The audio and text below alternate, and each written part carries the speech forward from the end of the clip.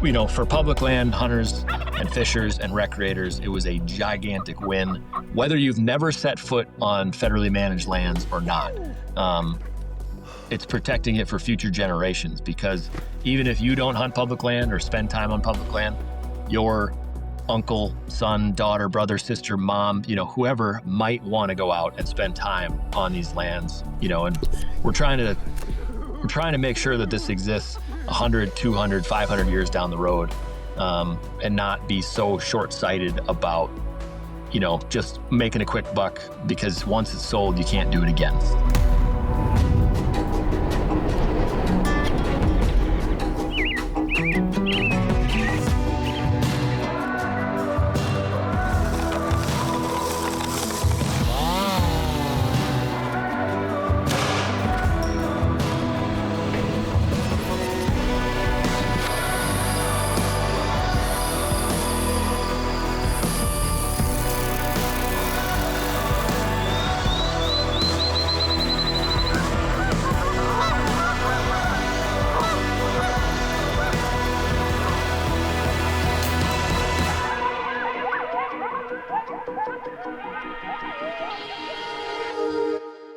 Well, hey there, everybody. Welcome back to another episode of Midwest Whitetail. As always, we sure appreciate you taking the time to join us. Today's obviously a very special day. It's Memorial Day here in the United States of America.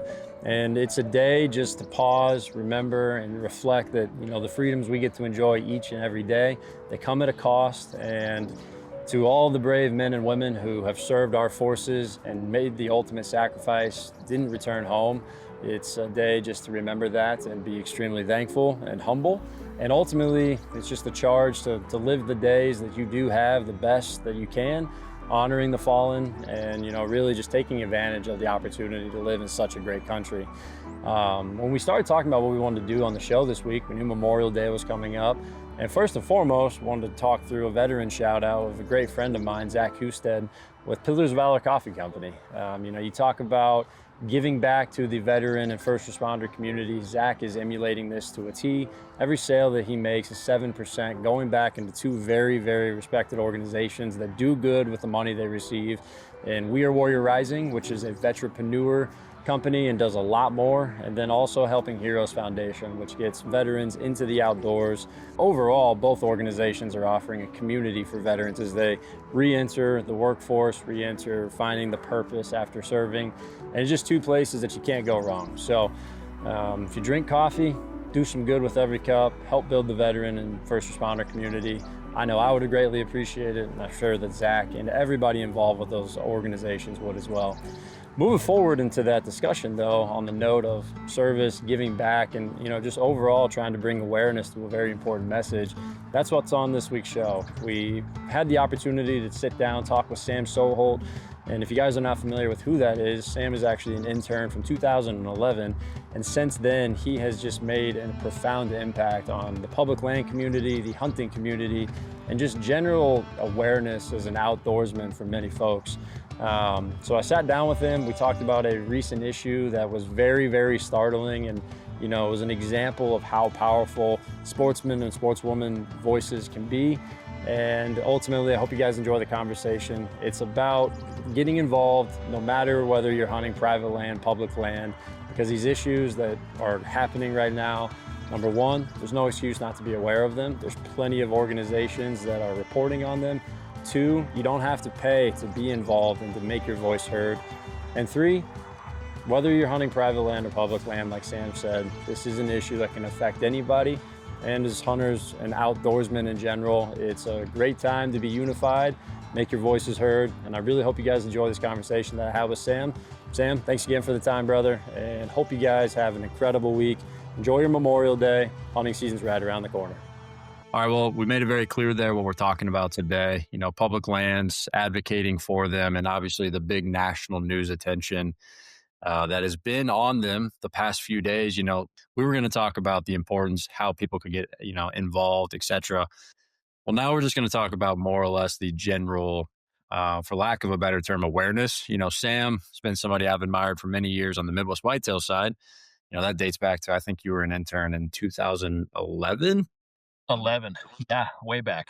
So, from there, you've had a very followable track record of getting involved with public lands, advocacy for acquisition of new lands. And, I'll kind of let you start wherever you want. But really what we're trying to accomplish in this conversation is just how people can get involved with being self-aware, whether that's legislative changes at a state level, all the way up to kind of what just happened. And two, why you think it's, a bigger issue now that more than ever to get involved.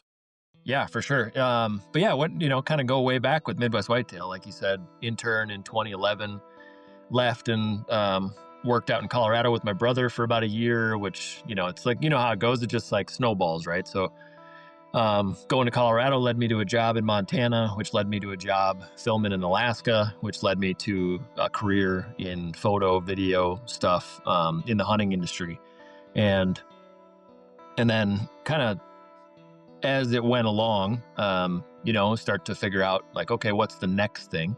Well, the next thing happened to be line up, trying to figure out the next thing happened to line up right in line in 2016, 17, when, at least in my generation, the first big push to sell off or transfer public lands was happening, which led to buying a school bus, which I'm looking at right now, actually, buying a school bus and using it as a rolling billboard to raise awareness about public land issues. And then at the same time, my brother and I started Public Land Tees as a way to raise money to give back to all the organizations that are, kind of boots on the ground or boots in Washington every single day, either doing on the ground, like access habitat improvement work, or in Washington, D.C., lobbying for good bills and against bad bills to help sportsmen and women across the country and basically protect and improve public access for all recreation. So obviously we look at everything through the lens of hunting and fishing. But obviously if you bike, camp, hike, kayak, you name it, there's 640 million acres of public ground, federally managed public ground, for people to enjoy, and we want to make sure that those lands are protected for future generations. So have kind of been a public land advocate since 2017 is really when I got going. So almost coming up on a full 8 years of waving the public land flag. But it's been fun. We've been able to do a lot of cool projects through Public Land Tees and raise a whole pile of money for things like wetland habitat, and drive memberships to these organizations who are putting out all the information every day. So it's been a very cool, like damn near decade of kind of going down this lane. Yeah. Okay. Yeah. So you keep talking about these organizations. I think before we dive into, because one thing that led to this conversation occurring as well is that, I saw blasted all over social media the issue that, sportsmen and women on social media were aware of, but it occurred to me how many people who maybe don't, look at Instagram, look at Facebook, and following these groups, they had no idea what I was talking about. And so, before we get into the education of what the issue was, who do you think comes to mind when you're talking about organizations playing a factor and, actually boots on the ground, making a difference that people can support? Yeah, so when it comes to public land, like advocacy, TRCP, so the Teddy Roosevelt Conservation Partnership, they are a big one. They are an advocacy group. So the money that is donated or raised by them goes to having people in Washington actually lobbying on behalf of sportsmen and women. And then the next one would be Backcountry Hunters and Anglers. They also do a good job at the national level. They are a lobby group to make sure we have a larger voice. And then when it comes down to like habitat work and stuff like that, RMEF, Pheasants Forever, Delta Waterfowl, Ducks Unlimited, Mule Deer Foundation, National Deer Alliance, like all of those are working towards similar goals. And, even, NWTF, like typically all of them have a wing that is like a lobby section of their organization. And they are sitting in the meetings, in these committee meetings where the decisions are actually being made. And so a lot of times what you'll see is there will be people complaining about the organizations not like speaking up, immediately, like we can in a knee-jerk reaction on social media. Well, most of the time they have a faction of their organization, whether it be, 2 to 10 people or whatever, that are in these committee meetings and interviewing people who are actually going to be voting on these bills. and they can figure out like, okay, which way is this leaning? Is it something to sound the alarm about? And then you'll see a statement come out from them maybe a little bit later than we would like to see, but it's because they're doing it very informed and they're not wanting to like, cry wolf necessarily. But yeah, so like kind of across the board, like it's, pick your poison as far as like what you're most passionate about. And I guarantee there's an organization that is focused on improving habitat or whatever it is for that species. And most of them, if you sign up for their newsletter, is going to have a good kind of rundown of what's going on both locally and nationally. But the two big ones for sure are TRCP and Backcountry Hunters and Anglers as far as like public land issues go. Okay. So what almost just happened? And how did it occur? And, even if you're just a general hunter, you mentioned the recreational opportunist, how does this affect everybody? Yeah, so it's no secret that the majority of our public land is west of the Mississippi. So if you live east of the Mississippi, you probably don't have a great understanding of what's actually going on out west and how it could possibly affect you.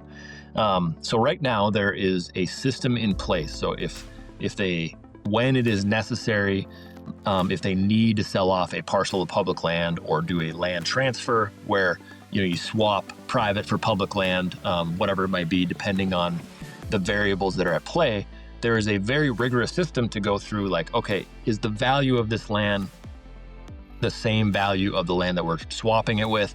Or is the value of this land that we're selling, does it make sense? Can we reinvest that money back into other public lands? And that's how it's set up now. So if you have to sell off a chunk of public, that money gets reinvested into the nation's public lands. But the reason that this was such bad legislation and what almost happens was it was over 500,000 acres, and OnX did another study in like how many acres it was going to affect, and it was something like 1.5 million acres that it was going to affect in this sale.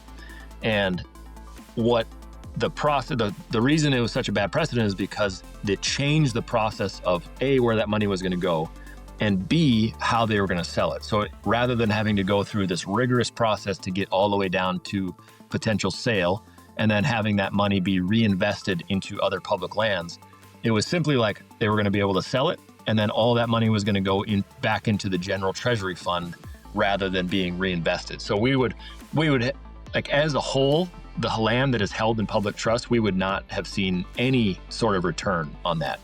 And so it was, if that had happened and gone all the way through and gotten signed by the president as part of this budget reconciliation bill, it would have allowed for future transactions like this to happen and make it easier for private entities to buy up federally managed public land. So basically it's just, we skirted a fast track to privatizing our nation's federally managed public lands in a big way. So it's not going to be the end of the fight ever. It seems it's just all cyclical.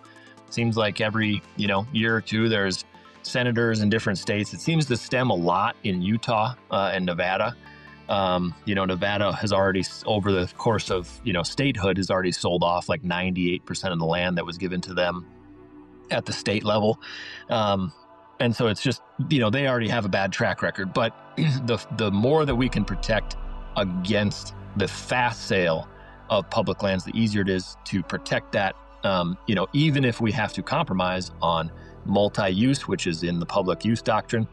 So if we have to do some extraction, responsible extraction, whether that be oil or logging or mining or whatever it might be, it can go down the system how it's supposed to be with public input, rather than just being voted on in the middle of the night, which was literally the House Rules Committee met at 1 a.m. on Wednesday morning. So this is all happening like in darkness. And that's also frustrating because the original vote on May 6th to add this amendment into the bill happened at like midnight on May 6th. So it's, for public land hunters and fishers and recreators, it was a gigantic win, whether you've never set foot on federally managed lands or not.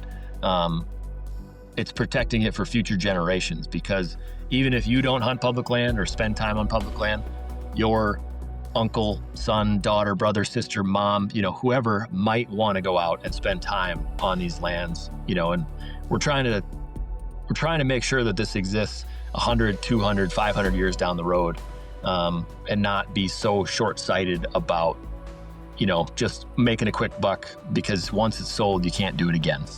Yeah.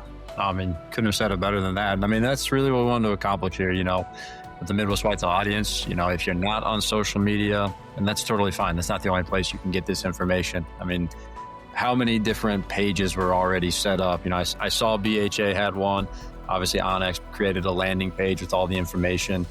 It just really showcased to me how powerful of a voice the hunting community does have, but more importantly, the organizations you listed off, TRCP, BHA, all the other, more specific pheasant, deer, turkey, etc. That does have an impact. The dollar does actually carry weight, even if you might not see it right in front of you. Yeah, I think it's just important to know that, we need to, whether you are private landowner or public land user, we need to collectively be involved in this type of stuff. And it's very easy to get involved. Even if you don't want to be a member, just sign up for the newsletters for these organizations so you can get all the information. And then when stuff like this happens, it's you can just call the White House and let them know what you think. Any day of the week, any time of the day. So, if you want to call and just let your representatives know that you want them to vote for or against a bill, the number is 202-224-3121. It'll connect you to the switchboard and you can talk to your state representatives. If you don't want to call, there's always email action buttons through Backcountry Hunters and Anglers, TRCP, howl.org. Pretty much everyone who's in this fight will set up some sort of very simple, like fill out your information, hit send type actionable item. So I think the biggest thing is just trying to stay in the loop a little bit. And it's very simple. Just, like I said, sign up for those newsletters of BHA and TRCP, and you pretty much have it down as far as the information that comes in. So, that's it. Well, I love it, man. Thanks again for the time, Sam. And as I said in the beginning, guys, if you're listening to this, watching this, Sam is as big of an advocate for hunting as anybody I've ever seen. I have a ton of respect for his both professional work, the work he's done with the public land advocacy. You can support him by going to publiclandtees.com. Got great shirts. They have a great, message, and they do good. Appreciate your time, brother. Talk soon.